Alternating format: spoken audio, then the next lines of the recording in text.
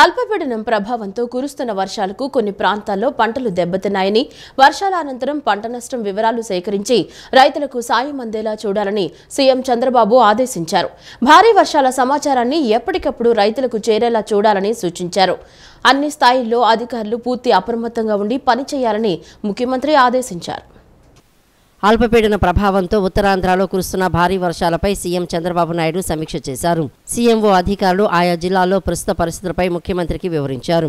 కలెక్టర్లు జిల్లా స్థాయిలో అధికారులు తీసుకుంటున్న చర్యలు, అప్రమత్తతపై వివరించారు. భారీ వర్షాలు ఉన్న ప్రాంతాల్లో ప్రజలను అప్రమత్తం చేయడంతో పాటు స్కూళ్లకు సెలవులు ప్రకటించినట్లు సీఎంకు వివరించారు. కొన్ని ప్రాంతాల్లో పంటలు దెబ్బతిన్నాయని, వర్షాల అనంతరం పంట నష్టం వివరాలు సేకరించి రైతులకు సాయం అందేలా చూడాలని సీఎం ఆదేశించారు. భారీ వర్షాల సమాచారాన్ని ఎప్పటికప్పుడు రైతులకు చేరేలా చూడాలని సూచించారు. అన్ని స్థాయిల్లో అధికారులు పూర్తి అప్రమత్తంగా ఉండి పనిచేయాలని ముఖ్యమంత్రి ఆదేశించారు. ఆంధ్రప్రదేశ్ రాష్ట్రంలోని గిరిజన ప్రాంతాల్లో రహదారులు, ఇతర మౌలిక సదుపాయాల కల్పనకు ప్రతి ఏటా 350 కోట్లు కేటాయిస్తామని AP deputy CM Pawan Kalyan తెలిపారు. అల్లూరి జిల్లాలో ఏపీ పంచాయతీరాజ్ శాఖ నిధులు 105 కోట్లతో గిరిజన ప్రాంతాల్లో రోడ్లు నిర్మిస్తున్నట్లు పవన్ వెల్లడించారు. గిరిజన ప్రాంతాల్లో డోలీ కష్టాలు తీర్చేందుకు ఎన్డీఏ ప్రభుత్వం కృషి చేస్తున్నట్లు ఆయన చెప్పారు. ప్రభుత్వంలో పవన్ కళ్యాణ్ భాగస్వామి అయ్యాడంటే ప్రతి గిరిజన యువకుడు భాగమైనట్లేనని అన్నారు. ఏజెన్సీ ప్రాంతాల అభివృద్ధికి ఏపీ ప్రభుత్వం కట్టుబడి ఉందని పవన్ చెప్పారు. అల్లూరి సీతారామరాజు జిల్లా అనంతగిరి మండలం బల్లగరువు, గుమ్మంతి గ్రామాల్లో డిప్యూటీ సీఎం పవన్ పర్యటించారు. బల్లగరువు కొండపై ఉన్న గిరిజనులను కలుసుకునేందుకు ఆయన కాలినడకన కొండపైకి వెళ్లారు. గిరిజన మహిళలు సంప్రదాయ నృత్యాలతో ఉప ముఖ్యమంత్రికి ఘన స్వాగతం పలికారు. అనంతరం డిప్యూటీ సీఎం వారితో కలిసి సంప్రదాయ దింస నృత్యం చేశారు. అలాగే సంప్రదాయ డోలును వాయించారు. ఈ సందర్భంగా డిప్యూటీ సీఎం పవన్ కళ్యాణ్ మాట్లాడుతూ, గిరిజన ప్రాంతాల్లో ప్రజల ఆవేదన, బాధ తెలుసుకునేందుకే అటవీ ప్రాంతాల్లో పర్యటించారని అన్నారు. ఎన్నికల కోసమో, ఓట్ల కోసమో మా ప్రభుత్వం పనిచేయదని, ప్రజల కష్టాలు, కన్నీళ్లు తుడిచేందుకు ఉన్నామని ఖచ్చితంగా చెబుతున్నానని అన్నారు. డోలీ రహిత ఆంధ్రప్రదేశ్ లక్ష్యంగా పనిచేస్తున్నామని తెలిపారు. గిరిజనుల అన్ని సమస్యలు తీర్చేందుకు కృషి చేస్తున్నామని చెప్పారు. బల్లగరువు, గుమ్మంతి గ్రామాల్లో నేడు 19 రకాల అభివృద్ధి పనులు ప్రారంభించామని చెప్పారు. గిరిజన యువత తలుచుకుంటేనే మార్పు సాధ్యమవుతుందని అన్నారు. ప్రభుత్వం మారింది, పంచాయతీ సర్పంచులు తల ఎత్తుకుని తిరిగే పరిస్థితులు ఏర్పడ్డాయని పేర్కొన్నారు. గిరిజన ప్రాంతాల అభివృద్ధి, మౌలిక సదుపాయాల కల్పనే లక్ష్యంగా ప్రణాళికాబద్ధంగా పనిచేస్తున్నామన్నారు. 100 మంది జనాభా ఉన్న ప్రతి గిరిజన గ్రామానికి రోడ్లు వేయాలనేదే ప్రధాని నరేంద్ర మోడీ మహాసంకల్పమని తెలిపారు. జనవరిలో రహదారుల నిర్మాణం కోసం కేంద్రం 250 కోట్ల నిధులు ఇవ్వనుందని, అలాగే రోడ్ల నిర్మాణానికి ఏటా 350 కోట్లు కేటాయిస్తామని అన్నారు. ప్రజల నమ్మకం గెలుచుకోవడానికే ఇక్కడికి వచ్చారని, మా 5 ఏళ్ల పనితీరు గమనించి ప్రోగ్రెస్ రిపోర్టు ఇవ్వాలని తెలిపారు. తాను, ముఖ్యమంత్రి చంద్రబాబు మనసు పెట్టకపోతే నేడు ఏజెన్సీ ప్రాంతాలకు రోడ్లు వచ్చేవి కావన్నారు. మనసు, బుద్ధి కలిస్తే రాష్ట్రం అభివృద్ధి చెందుతుందని చెప్పారు. తెలుగు సినిమా పరిశ్రమ ఆంధ్రప్రదేశ్కు రావాలని అన్నారు. విదేశాల్లో ఉండే చాలా సుందరమైన ప్రదేశాలు ఏజెన్సీ ప్రాంతాల్లో ఉన్నాయని చెప్పారు. ఇటువంటి చోట షూటింగులు చేస్తే స్థానిక గిరిజనులకు ఉపాధి లభిస్తుందని పేర్కొన్నారు. ఈ అల్లూరు సీతారామరాజు జిల్లా అంతా దాదాపు 95% ముఖ్యంగా గిరిజన ప్రజలు గిరిజన గ్రామాలు ఉన్నాయి. దీనికి ప్రత్యేకంగా దృష్టి పెట్టమని చెప్పారు. సోదరులు అడుగుతా ఉన్నారు, మీరు ఇక్కడ గెలవలేదు కదా, మీ కూటమి ప్రభుత్వం ఈ నియోజకవర్గంలో లేదు, ఈ పార్లమెంట్ నియోజకవర్గం మీ కింద లేదు అన్నప్పటికీ నేను ఒకటే చెప్పాను, ప్రజలు మాకు ఓట్లు వేసినా వేగిపోయినా మేము మీకోసం పనిచేస్తాం. 5% మించి జీఎస్టీ స్లాబ్లో ఉన్న వస్తువుల రవాణాపై రాష్ట్రంలో 1% వరద సెస్ విధించాలని ఆర్థిక మంత్రి పయ్యావుల కేశవ్ కోరారు. తద్వారా రాష్ట్రంలోని వరద ప్రభావిత ప్రాంతాల్లో సహాయ, పునరావాస చర్యలు చేపడతామని తెలిపారు. సులభతర వ్యాపార నిర్వహణ విధానంలో భాగంగా జీఎస్టీ రిజిస్ట్రేషన్లకు సాంకేతికత వినియోగించుకోవాలని, బోగస్ రిజిస్ట్రేషన్లను అరికట్టాలని సూచించారు. రాజస్థాన్లోని జైసల్మేర్లో నిర్వహించిన 55వ జీఎస్టీ కౌన్సిల్ సమావేశంలో ఆర్థిక మంత్రి పయ్యావుల కేశవ్ శనివారం పాల్గొని మాట్లాడారు. 2018లో కేరళలో సంభవించిన వరదల సమయంలో ఇదే తరహా సెస్ విధించారని తెలిపారు. దీనివల్ల పేద, మధ్యతరగతి ప్రజలపై ప్రభావం ఉండదన్నారు. పేదలకు పంపిణీ చేస్తున్న ఫోర్టిఫైడ్ బియ్యంపై జీఎస్టీ సుంకాన్ని తగ్గించాలని కోరారు. ఐజీఎస్టీ పరిష్కార వ్యవస్థను మరింత పారదర్శకంగా చేపట్టాలని సూచించారు. రాష్ట్రాలకు ఆ సమాచారం అందుబాటులో ఉండేలా చూడాలన్నారు. సులభతర వ్యాపార నిర్వహణ విధానంలో భాగంగా జీఎస్టీ రిజిస్ట్రేషన్లకు సాంకేతికత వినియోగించుకోవాలని, బోగస్ రిజిస్ట్రేషన్లను అరికట్టాలని సూచించారు. రాష్ట్రంలో నిర్వహించిన సాగునీటి సంఘాల ఎన్నికల్లో అన్నదాతలకు అఖండ విజయం చేకూరిందని మంత్రి నిమ్మల రామానాయుడు హర్షం వ్యక్తం చేశారు. కూటమిలోని అన్ని పార్టీల ఐక్యతకు అన్నదాతలు ఏకపక్షంగా మద్దతు పలికారన్నారు. గత 5 ఏళ్ల పాటు నీటిపారుదల రంగాన్ని నిర్వీర్యం చేసిన జగన్మోహన్ రెడ్డికి, అతని పార్టీకి ఈ ఎన్నికలు ఒక చెంపపెట్టని వ్యాఖ్యానించారు. గత 5 సంవత్సరాల రైతు వ్యతిరేక పాలనతో విసిగెత్తిపోయిన రైతులు జగన్ పార్టీ తరపున నామినేషన్ వేయటానికి గాని బలపరచడానికి గాని ఏ ఒక్క రైతు ముందుకు రాలేదని మంత్రి నిమ్మల రామానాయుడు అన్నారు. సాగునీటి సంఘాల ద్వారా రైతులకు రైతు బిడ్డలే సేవ చేసుకునేలా దాదాపు 60,000 మందికి సాగునీటి రంగంలో ప్రాతినిధ్యం కల్పించామని చెప్పారు. నిజమైన రైతు ప్రభుత్వం అంటే ఇదే అని మంత్రి నిమ్మల పేర్కొన్నారు. సాగునీటి పారుదల వ్యవస్థ మరింత బలపడటానికి ఎన్నికైన అన్నదాతలు ఎంతో దోహదపడతారని చెప్పారు. ముఖ్యమంత్రి చంద్రబాబు ఆధ్వర్యంలో కూటమి ప్రభుత్వం మరోసారి రైతు పక్షపాతి అని నిరూపించుకుందని స్పష్టం చేశారు. మొన్నటి సాధారణ ఎన్నికల్లో 93% స్ట్రైక్ రేటుతో గెలిస్తే ఇప్పుడు సాగునీటి సంఘాల ఎన్నికల్లో 100% స్ట్రైక్ రేటుతో ఏకగ్రీవంగా విజయం సాధించామని అన్నారు. రాష్ట్రంలో చాలా పార్టీలు ఉన్నా కూడా ప్రభుత్వం ఎన్నికలను ప్రశాంతంగా నిర్వహించిందని పేర్కొన్నారు. ఎన్నికల్లో కూటమి అభ్యర్థులకు ఇంత భారీ విజయాన్ని అందించడం గొప్ప విజయమని తెలిపారు. అన్నదాతల విషయంలో ఇది ఆల్ టైమ్ రికార్డని అన్నారు. అన్నదాతల అండదండలన్నీ తమ ప్రభుత్వానికే ఉన్నట్లు మరోసారి రుజువైందని తెలిపారు. రైతుల సహకారంతో రాబోయే రోజుల్లో సాగునీటి రంగాన్ని బలోపేతం చేసి ప్రతి ఎకరాకు నీరు అందించి రాష్ట్రంలో సిరుల పంటలు పండిస్తామని మంత్రి నిమ్మల రామానాయుడు వెల్లడించారు. ఇక్కడ కూడా ఒక డోర్స్ కానీ, ఒక షట్టర్స్ కానీ, ఒక లాకులు కానీ, ఒక రోప్స్ కానీ రిపేర్లు మాట అటు ఉంచి కనీసం గ్రీజ్ కూడా పెట్టి మెయింటెనెన్స్ చేయలేనిటువంటి దుస్థితి గత 5 సంవత్సరాల పాలనలో మనం ఏదైతే చూసామో వాటన్నిటి నుంచి కూడా అధిగమించి మళ్ళీ ఆ యొక్క సాగునీటి సంఘాన్ని బలోపేతం చేయాలి, సాగునీటి వ్యవస్థని బలోపేతం చేయాలనేటువంటి ఆలోచనతో ఎవరైతే రైతులు ఎవరైతే ఉన్నారో, అన్నదాతలు ఎవరైతే ఉన్నారో వాళ్ళందరికీ కూడా ప్రాతినిధ్యం కల్పించాలి, వాళ్ళందరికీ కూడా భాగస్వామ్యం కల్పించాలనేటువంటి ఆలోచనతో చంద్రబాబు నాయుడు గారు మరి యొక్క సాగునీటి సంఘాల ఎన్నికలకు మరి ఏదైతే ఈ యొక్క ప్రభుత్వంలో మరి తీసుకొచ్చామో మరి అటువంటి సాగునీటి సంఘాలకు సంబంధించినటువంటి ఎన్నికలు 6 ఏళ్ల తర్వాత ఈ రాష్ట్రంలో జరిగినటువంటి సాగునీటి సంఘాల ఎన్నికల్లో మరి అన్నదాతలు అఖండమైనటువంటి విజయం అన్నదాతలకు అందించినటువంటి పరిస్థితి మరి ఈరోజు జరిగినటువంటి ఈ యొక్క సాగునీటి సంఘ ఎన్నికల్లో మనం చూసినటువంటి పరిస్థితి. ఆంధ్ర ప్యారిస్ అన్న పేరుకు తగిన విధంగా తెనాలి ప్రగతికి పక్కా ప్రణాళికతో ముందుకు సాగుతున్నట్లు స్థానిక ఎమ్మెల్యే, రాష్ట్ర ఆహార, పౌర సరఫరాలు, వినియోగదారుల వ్యవహారాల శాఖల మంత్రి నాదెండ్ల మనోహర్ పేర్కొన్నారు. బుర్రిపాలెం రోడ్డులో సమగ్ర క్రీడా మైదానాన్ని అభివృద్ధి చేసి ఈత కొలను, వివిధ క్రీడలను సాధన చేసే ఏర్పాట్లను చేసి భావితరాల నుంచి ఉత్తమ క్రీడాకారులు రూపొందేలా సౌకర్యాలు అందుబాటులోకి తెస్తామన్నారు. తెనాలిలోని పార్టీ కార్యాలయంలో ఎమ్మెల్యే, రాష్ట్ర ఆహార, పౌర సరఫరాలు, వినియోగదారుల వ్యవహారాల శాఖ మంత్రి నాదెండ్ల మనోహర్ శనివారం విలేకరుల సమావేశం నిర్వహించారు. ఈ సందర్భంగా మంత్రి మాట్లాడుతూ నియోజకవర్గంలోని గ్రామీణ ప్రాంతాల రోడ్ల అభివృద్ధికి ఉప ముఖ్యమంత్రి పవన్ కళ్యాణ్ 25 కోట్లు మంజూరు చేశారని, ఆయనకు సీఎం చంద్రబాబు నాయుడుకు ధన్యవాదాలు తెలియజేస్తున్నామని అన్నారు. తెనాలి, కొల్లిపర మండలాల్లోని రోడ్లను 3 మీటర్లు విస్తరిస్తామని, పట్టణంలోని ప్రధాన రోడ్ల విస్తరణతో పాటు సెంట్రల్ లైటింగ్, సీసీ కెమెరాల ఏర్పాటుకు చర్యలు తీసుకుంటామని చెప్పారు. స్థానిక చినరావూరు పార్కును మరింత ఆధునీకరించడంతో పాటు ఐతానగర్లో పైకస్ పార్కు పనులను పూర్తి చేసి ప్రజలకు వినోద సౌకర్యాలు అందుబాటులోకి తీసుకువస్తామని చెప్పారు. బురిపాలెం రోడ్డులో సమగ్ర క్రీడా మైదానాన్ని అభివృద్ధి చేసి ఈత కొలను, వివిధ క్రీడలను సాధన చేసి ఏర్పాట్లు చేసి భావితరాల నుంచి ఉత్తమ క్రీడాకారులను రూపొందించేలా సౌకర్యాలు అందుబాటులోకి తెస్తామని తెలిపారు. తెనాలి, మంగళగిరి రోడ్డులో మరికొంత మేర గుంతలు పూడ్చే పని ఉందని, దానిని కూడా త్వరలో పూర్తి చేస్తామని, చెంతనే ఉన్న గుంటూరు, విజయవాడ నగరాలతో పోటీ పడేలా ఆంధ్ర ప్యారిస్ను తీర్చిదిద్దుతామని వివరించారు. రోడ్ల విస్తరణ అందులో భాగంగా ప్రత్యేకంగా ప్రధాన రహదారులు బోస్ రోడ్ కానివ్వండి, బురిపాలెం రోడ్ కానివ్వండి, ఐతానగర్ రోడ్ కానివ్వండి, వీటన్నింటినీ కూడా మనం విస్తరించుకుంటూ ఖచ్చితంగా సెంట్రల్ లైటింగ్ ఏర్పాటు చేసి ఒక మంచి లా అండ్ ఆర్డర్ సిచ్యువేషన్ కూడా ఇంప్రూవ్ అయ్యే విధంగా సీసీ కెమెరాస్ చాలా నెట్వర్క్ పెంచుకునే విధంగా ఒక మంచి ప్రణాళిక సిద్ధం చేశాం. అందులో భాగంగా ఈ రోజున అందరం కూడా గర్వపడే విధంగా రాష్ట్ర ఉప ముఖ్యమంత్రి పవన్ కళ్యాణ్ గారు తెనాలి నియోజకవర్గానికి గ్రామీణ ప్రాంతాల్లో రోడ్ల కోసం 25 కోట్ల రూపాయలు ఈరోజు మంజూరు చేశారు. 25 కోట్ల రూపాయలతోటి తెనాలి మండలం, కొల్లిపర మండలంలో సీసీ రోడ్ల నిర్మాణం, అంటే 3 మీటర్ల వెట్టుగల సీసీ రోడ్స్ ప్రతి గ్రామంలో కూడా మంచి ప్రణాళికతోటి సిద్ధం చేసుకుని ముందుకు వెళ్ళి ఆ ప్రాంతంలో ఎక్కడ కూడా రహదారులతో ఇబ్బంది పడకుండా ఉండేటట్టు మేము పండుగ తర్వాత ఈ కార్యక్రమాన్ని మొదలుపెట్టి 20 జాతీయ స్థాయిలో ప్రతిష్టాత్మక రెసిడెన్షియల్ వెల్ఫేర్ అసోసియేషన్ పురస్కారాన్ని అందుకున్న సందర్భంగా ఏపీ ఐఐసీ కాలనీ అధ్యక్షుడు పాతూరి సాంబశివరావు ఆత్మీయ సత్కార సభ శనివారం కాలనీలోని కళ్యాణ మండపంలో జరిగింది.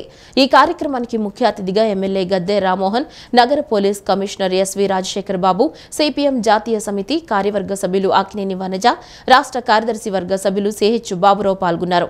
ఎమ్మెల్యే గద్దె రామ్మోహన్, సిపి రాజశేఖర్ బాబు అవార్డు వచ్చినందుకు పాతూరికి అభినందనలు తెలిపారు. ఆయన చేసిన సేవలను కొనియాడారు. కార్యక్రమంలో కార్పొరేటర్లు జాస్తి సాంబశివరావు, దేవినేని అపర్ణ, చెన్నుపాటి ఉషారాణి, ఎన్జీఓ నాయకులు విద్యాసాగర్, ఆంధ్ర హాస్పిటల్ అధినేత పివి రమణమూర్తి తదితరులు పాల్గొన్నారు. 10 నిమిషాలు ఒక ఆయన వచ్చారండి. 10 నిమిషాలు ఒక ఆయన వచ్చి ఆడవాళ్ళు దెబ్బలు ఏళ్ళు అందరూ తీశాడు. అయితే చూస్తున్నాడు ఆ దెబ్బలు వేసిన ఆయన ఈయనండి. నా ప్రియ నాయకుడు నాకు తెలియదు కానీ అప్పుడు ఈయన క్లియర్గా చూశాను. ఈయన చెట్టు ఇద్దరు కొడుతున్నాడు. కొట్టి సరి చేసి మొత్తానికి బస్సు వెళ్ళిపోయింది. అప్పటి నుంచి నాకు ముద్ర ఈయన చూడగానే ఈయన ఏదో పెద్ద నాయకుడు, కార్మిక నాయకుడు, ఏదో మంచి యూనియన్ నాయకుడు ఉండేవాడు. ఎప్పుడు ఈయన చూసినప్పుడల్లా సిటీ బస్సులో ఫుట్పాత్ దగ్గర నిలబడి ఉండేవాడు. చాలాసార్లు చెప్పాను, ఒక నాయకుడు లక్షణాలతో నా మనసులో బలమైన ముద్ర పడిపోయింది సాంబశివరావు గారు. అందుకే 1999లో గన్నవరం నుంచి విజయవాడ వచ్చినప్పుడు మరి పార్లమెంట్ సభ్యుడిగా నిలబడినప్పుడు మరి ఆయన మొట్టమొదటి ఆయన చూడగా ఆయన దగ్గరికి వెళ్ళి మిమ్మల్ని పలానా సందర్భంలో ఈ విధంగా చూశారంటే అప్పటి నుంచి మిమ్మల్ని ఎక్కడ కనపడినా గమనిస్తూ ఉన్నాను. ఈ రోజు మీతో మాట్లాడే అవకాశం వచ్చిందని చెప్పి నేను ఆయనతో మాట్లాడుతున్నాను. ఆ రోజు నుంచి ఈ రోజు వరకు కూడా నేను ఎక్కువగా అందరినీ పెద్దవాళ్ళైతే వరుసలతో పిలుస్తాను అన్నయ్యలో. కానీ నేను సాంబశివరావు గారిని 99లో ఫస్ట్ పరిచయం దగ్గర నుంచి అన్నయ్య అని చెప్పి మా సొంత అన్నయ్యని పిలిచినట్టే నా మన గుండెల నుంచి వచ్చే పిలుపు సాంబశివరావు ఆయన కూడా తెలుసు. ఎప్పుడు ఫోన్లో అయినా సాంబశివరావు అని ఎప్పుడు మాట్లాడాలి. మల్లవల్లి పారిశ్రామిక కారిడార్ అభివృద్ధి పట్ల కూటమి ప్రభుత్వం కృత నిశ్చయంతో ఉందని గన్నవరం ఎమ్మెల్యే ప్రభుత్వ విప్ యార్లగడ్డ వెంకట్రావు అన్నారు. మల్లవల్లి పారిశ్రామిక వాడ పట్ల కొన్ని రాజకీయ శక్తులు ప్రజల్ని రెచ్చగొట్టే విధంగా మాట్లాడుతున్నారని అన్నారు. గత ప్రభుత్వం పారిశ్రామిక వాడలోని 38 తెల్ల రేషన్ కార్డులకు 50,000 చొప్పున ఇవ్వలేదని, తాను ఎమ్మెల్యేగా బాధ్యతలు స్వీకరించిన వెంటనే కలెక్టర్ దృష్టికి ఈ సమస్యను తీసుకువచ్చానని, పార్టీలకు అతీతంగా రేషన్ కార్డుదారులకు 50,000 చొప్పున ఇస్తామని స్పష్టం చేశారు. కృష్ణా జిల్లా బాపులపాడు మండలంలోని రంగయ్య అప్పారావుపేట నుండి రామన్నగూడెం వరకు సుమారు 6.5 కిలోమీటర్ల మేర 5.41 కోట్ల వ్యయంతో ప్రధానమంత్రి గ్రామీణ సడక్ యోజన PH111 నిధులతో నిర్మించనున్న రోడ్డు పనులకు ప్రభుత్వ విప్ గన్నవరం నియోజకవర్గ ఎమ్మెల్యే యార్లగడ్డ వెంకట్రావు శంకుస్థాపన చేశారు.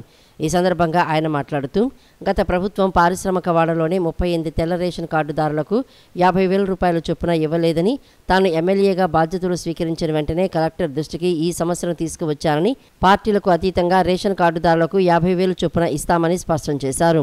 మల్లవల్లి రైతులు ఆందోళన చేయవద్దని, ఖచ్చితంగా నివాస స్థలం ఇచ్చే బాధ్యత ఎమ్మెల్యేగా తాను తీసుకుంటానని భరోసా ఇచ్చారు. తెల్ల రేషన్ కార్డు ఉన్న మల్లవల్లి గ్రామస్తులు ఎవరున్నా వారికి ప్రభుత్వం తరపున స్థలం ఇస్తానని స్పష్టం చేశారు. అలాగే 50,000 నష్టపరిహారం కూడా ఇస్తామని అన్నారు. 2016లో ప్రభుత్వం ఏపీఐఐసికి 1360 ఎకరాల భూమి అప్పగించిందని, 185 ఎకరాలు కోర్టులో ఉందని అన్నారు. ఢిల్లీ నుండి లీగల్ టీమును ఏర్పాటు చేసి ఈ సమస్యను పరిష్కరిస్తామని చెప్పారు.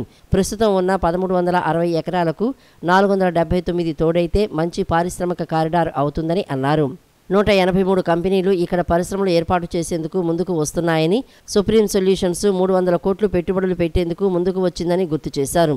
గన్నవరం నియోజకవర్గం మల్లవల్లి పారిశ్రామిక వాడ దశ దిశ మారుస్తానని ఆయన స్పష్టం చేశారు.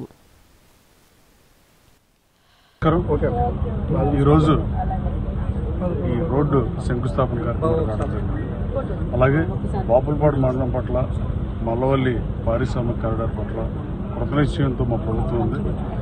కొంతమంది రాజకీయ కోణంలో ప్రభుత్వ స్థలాలు ఇవ్వదని, అలాగే కొంతమంది ఏమో అవగాహన లేమితో కొంతమంది మల్లవల్లి పారిశ్రామిక కారిడార్లో పనిచేసే ఎంప్లాయీస్కి ఇళ్ల స్థలాలు ఇస్తారని కొంతమంది రకరకాల వాదనలు ప్రస్తుతం ఈ మండలంలో జరుగుతున్న పరిస్థితి.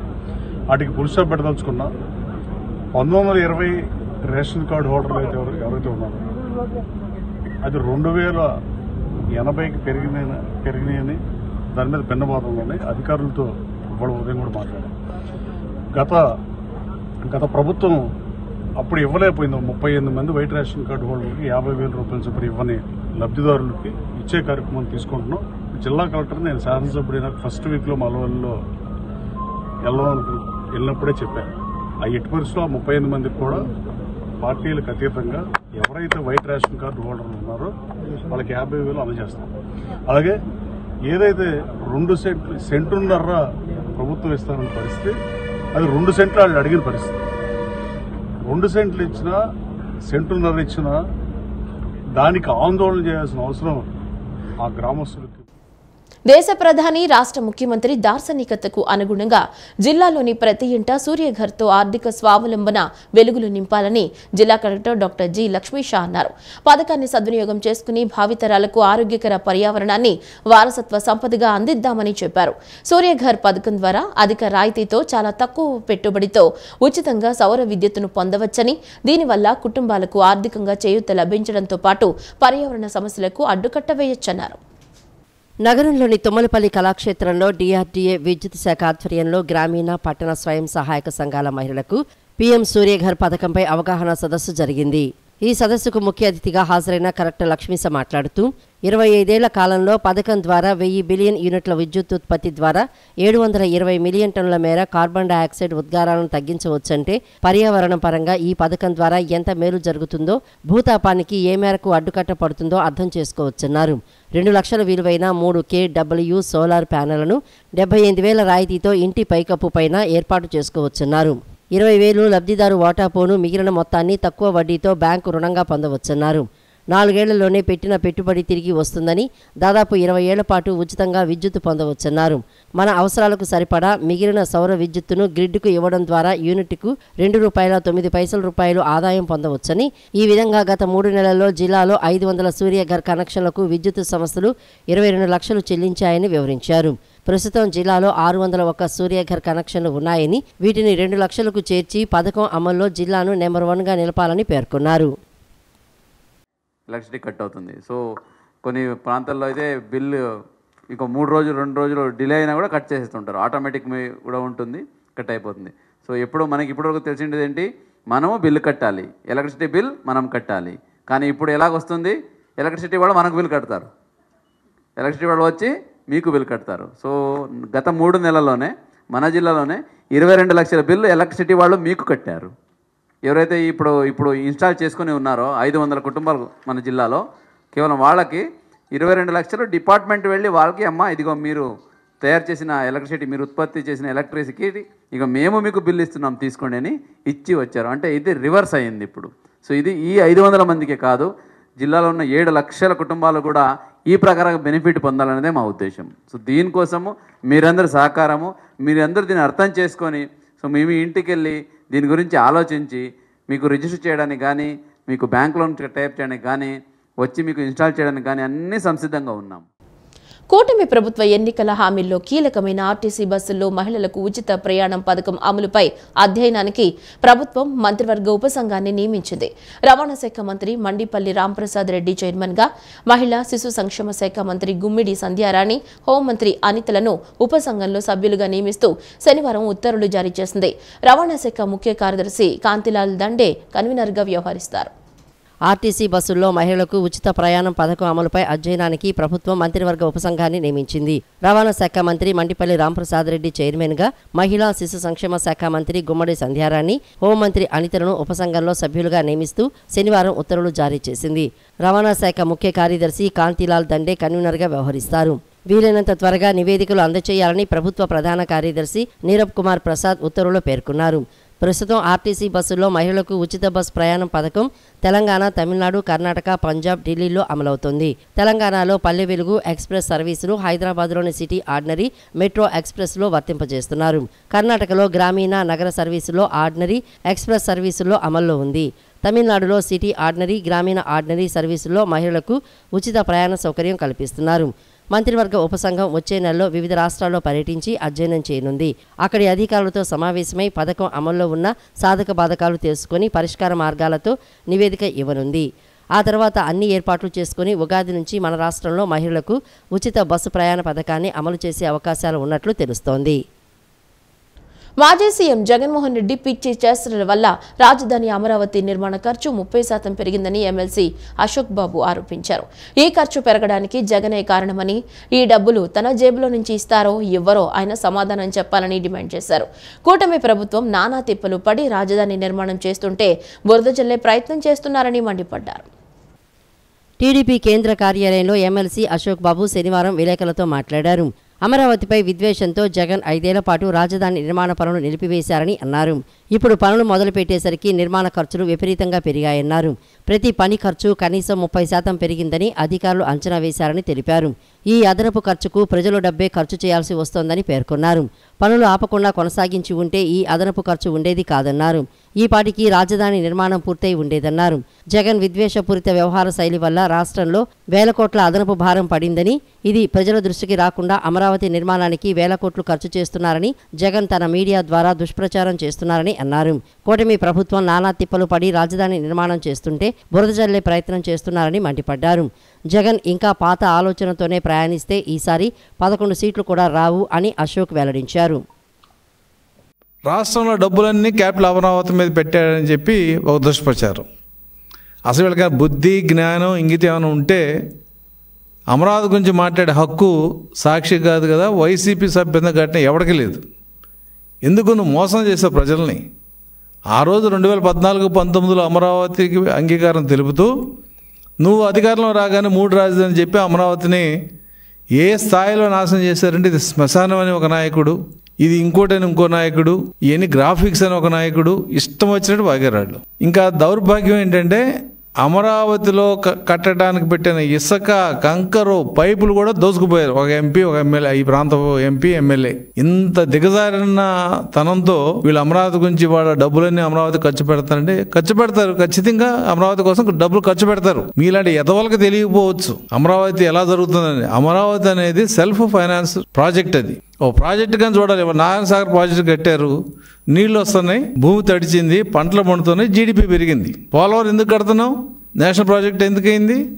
పోలవరం వల్ల కొన్ని లక్షల ఎకరాలు సాగు అవుతుంది, జీడిపి పెరుగుద్ది. అమరావతి కూడా ఒక ప్రాజెక్టు. అమరావతిలో నీళ్లు ఉండవు, ఫైనాన్స్ ఉంటుంది. తన హయాంలో విద్యారంగాన్ని ఎంతో ఉద్ధరించానని చెబుతున్న మాజీ సీఎం జగన్మోహన్ రెడ్డి అదే కాలంలో ప్రభుత్వ పాఠశాలల్లో 5 లక్షల మంది విద్యార్థులు ఎందుకు తగ్గారో సమాధానం చెప్పాలని మాజీ మంత్రి పీతల సుజాత డిమాండ్ చేశారు. జగన్ పనికిమాలిన ప్రయోగాలతో పేద ప్రజానీకం ప్రభుత్వ పాఠశాలకు దూరమయ్యారని, లక్షల సంఖ్యలో పిల్లల్ని ప్రభుత్వ పాఠశాల నుంచి మాన్పించారని విమర్శించారు. మాజీ మంత్రి పీతల సుజాత శనివారం టీడీపీ కేంద్ర కార్యాలయంలో విలేకరులతో మాట్లాడారు. జగన్ ప్రభుత్వం జీవో 117 తెచ్చి ఎస్సీ, ఎస్టీ, బీసీ, మైనార్టీ వర్గాల వారు ఉండే ప్రాంతాల్లో పాఠశాలను మూసివేసి వాటిని వేరే చోటకు తరలించిందని అన్నారు. దూరంగా ఉన్న పాఠశాలలకు పంపించే అవకాశం లేక తల్లిదండ్రులు పిల్లలను మానిపించారని తెలిపారు. ప్రతి సంవత్సరం డిఎస్సీ నిర్వహించి ఉపాధ్యాయుల పోస్టులు భర్తీ చేస్తామని చెప్పిన జగన్ 5 ఏళ్లలో ఒక్క డిఎస్సీ కూడా నిర్వహించలేదని పేర్కొన్నారు. దీనితో విద్యా ప్రమాణాలు దెబ్బతిన్నాయని తెలిపారు. గత టీడీపీ ప్రభుత్వ హయాంలో 10వ తరగతి పరీక్షల్లో ఉత్తీర్ణత శాతం 94 ఉంటే జగన్ హయాంలో అది 70 నుంచి 75% పడిపోయిందని అన్నారు. దానికి కారణం ఏమిటో జగన్ మాట్లాడరని, ఉపాధ్యాయులకు చదువు తప్ప ఇతరత్రా అనేక పనులు అప్పగించారని, చివరకు మద్యం షాపుల వద్ద వారిని కాపలా పెట్టిన ఘనత కూడా ఆయనకే దక్కిందని సుజాత విమర్శించారు. విద్యా వ్యవస్థలో పేరుకుపోయినటువంటి సమస్యల పరిష్కారం కోసం లోకేష్ బాబు గారు చూపిస్తున్నటువంటి చొరవ గాని, శ్రమిస్తున్నటువంటి తీరు గాని చాలా అభినందనీయం. ఇంటర్మీడియట్ పిల్లల మిడ్ డే మీల్స్ నుంచి మెగా డిఎస్సి నోటిఫికేషన్ వరకు కూడా తనదైన శైలిలో విద్యారంగాన్ని అభివృద్ధి చేస్తూ లోకేష్ బాబు గారు ముందుకు వెళ్తున్న విషయాన్ని ప్రజలందరికీ కూడా తెలియజేస్తున్నాం. మన ఆంధ్రప్రదేశ్ రాష్ట్రానికి పారిశ్రామికంగా ఇన్వెస్ట్ చేయడానికి ఎంతో మంది పారిశ్రామికవేత్తలు తరలి వస్తున్నారు. ఎలాగైతే మన రాష్ట్రానికి ఇన్వెస్ట్మెంట్ చేయడానికి ముందుకు వస్తున్నారు, అలాగే గవర్నమెంట్ స్కూల్స్ లో కూడా విద్యార్థులు జాయిన్ అవటానికి సంఖ్య పెరుగుతుంది అనేసి కూడా చాలా సంతోషంగా ప్రజలందరికీ కూడా తెలియజేస్తున్నాం. స్టూడెంట్స్ ని భావి భారత పౌరులుగా తీర్చిదిద్దే ఒక ఉపాధ్యాయుల్ని మద్యం షాపుల దగ్గర పెట్టి వాళ్ళని అవమానించినటువంటి చరిత్ర వైసీపీది, జగన్ గారిది. గొప్ప సమాజాన్ని తయారు చేయాలంటే పిల్లలకు నైతిక విలువలు నేర్పాలని ఎంఈపీఎంఏ డైరెక్టర్ నంబూరి తేజ్ భరత్ అన్నారు. నైతిక విలువలతో కూడిన విద్య ఎంతో అవసరమని తెలిపారు. విద్యార్థులు చదువుతో పాటు అన్ని రంగాల్లో రాణించాలని సూచించారు. జీవితంలో లక్ష్యాన్ని ఏర్పాటు చేసుకుని దాన్ని సాధించేందుకు పట్టుదలతో కృషి చేయాలన్నారు. నిడమానూరులోని ఢిల్లీ పబ్లిక్ స్కూల్ 18వ వార్షికోత్సవం ఘనంగా నిర్వహించారు. గౌరవ అతిథిగా రాష్ట్ర హోంమంత్రి వంగలపూడి అనిత హాజరై 10-12 తరగతుల్లో ప్రథమ స్థానాన్ని సాధించిన విద్యార్థులకు బహుమతులు అందజేశారు. అనంతరం నిర్వహించిన సాంస్కృతిక ప్రదర్శనలో విద్యార్థుల ప్రదర్శనలు చూపులను ఆకట్టుకున్నాయి. నవదుర్గ, అయ్యప్ప స్వామి నృత్యరూపక ప్రదర్శనలతో పాటు జానపదాలు, దేశ విదేశీ నృత్యాలతో విద్యార్థులు అలరించారు. అనంతరం తేజ్ భరత్ మాట్లాడుతూ ప్రతి మనిషి ఓపిక, విశ్వాసం, నమ్మకం వంటి లక్షణాలు కలిగి ఉండాలని సూచించారు. Kalyug, what is the Kalyug, the modern era, the present society where it is going on, how it is, about that we are just focused on it, and at the same time the friendship, what is about friendship, what is the motto of the friendship which is necessary present day, and at the same time the Navadurga, the upcoming events which were going on about the 9 Durgas, goddesses Durga at different cases which she kills the Narakasura. So in this way we are just making the students in the cultural events of this day every year. పాఠశాల principal MS Bhuvaneswaran వార్షిక నివేదికను సమర్పించారు. 2024-25 ఉత్తమ విద్యార్థిగా 12వ తరగతి చదువుతున్న తవిత శీలం, 2023-24లో ఉత్తమ ఫలితాలు సాధించిన విద్యార్థులకు పాఠశాల డైరెక్టర్ పి సునంద బహుమతులు అందజేశారు. Here we make sure that we create a platform for the children to showcase their talent. This particular year we have added a little more things, like we have around 4 to 5 dances which are choreographed by the children themselves. And above that, you must have seen the big screen at the back. The visual effects which are created, all are created by our children. They are all doing computer science in our school, and they were given all the chance to design all the graphics and all that what is seen behind. So these are how we create a platform for the children. Even if you see the children anchoring the whole program for the day, and they even know. CBSE regional officer Suvendu Sekhar Das, directors Parimichand, Kadiyala Praveen Kumar, academic director David Raj, vice principal Sanjay Bhatia, విద్యార్థుల తల్లిదండ్రులు, ఉపాధ్యాయులు, సిబ్బంది ఈ కార్యక్రమంలో పాల్గొన్నారు. ఈ వార్తలు ఇంతటితో సమాప్తం. నమస్కారం.